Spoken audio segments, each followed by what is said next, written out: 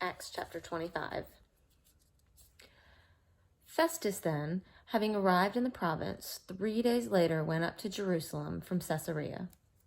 And the chief priests and the leading men of the Jews brought charges against Paul, and they were urging him, requesting a concession against Paul, that he might have him brought to Jerusalem, at the same time setting an ambush to kill him on the way. Festus then answered that Paul was being kept in custody at Caesarea, and that he himself was about to leave shortly. Therefore, he said, let the influential men among you go there with me, and if there is anything wrong about the men, let them prosecute him. After he had spent no more than 8 or 10 days among them, he went down to Caesarea. And on the next day he took his seat on the tribunal and ordered Paul to be brought. After Paul arrived, the Jews who had come down from Jerusalem stood around him, bringing many and serious charges against him, which they could not prove. While Paul said in his own defense, I have committed no offense against either the law of the Jews, or against the temple, or against Caesar. But Festus, wishing to do the Jews a favor, answered Paul and said, are you willing to go up to Jerusalem and stand trial before me on these charges? But Paul said, I am standing before Caesar's tribunal, where I ought to be tried. I have done no wrong to the Jews, as you very well know. If then I am a wrongdoer and have committed anything worthy of death, I do not refuse to die.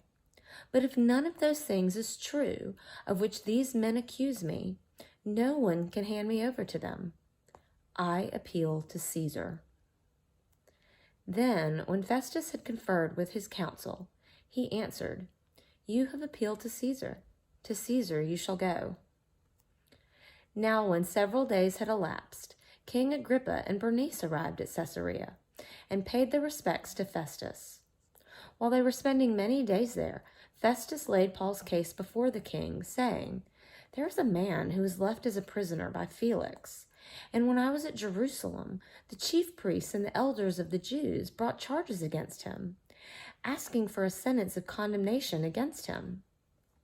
I answered them that this is not the custom of the Romans to hand over any man before the accused meets his accusers, face to face, and has an opportunity to make his defense against the charges.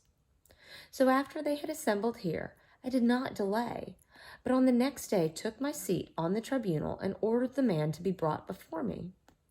When the accusers stood up, they began bringing charges against him of such crimes I was not expecting.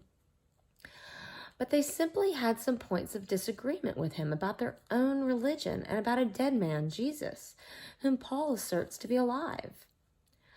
Being at a loss as to how to investigate such matters, I asked whether he was willing to go to Jerusalem and there stand trial on these matters.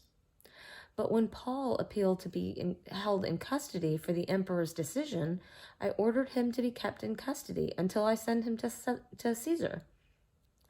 Then Agrippa said to Festus, I would also like to hear the man myself. Tomorrow, he said, you shall hear him. So on the next day, when Agrippa came together with Bernice amid great pomp and entered the auditorium accompanied by the commanders and the prominent men of the city, at the command of Festus, Paul was brought in.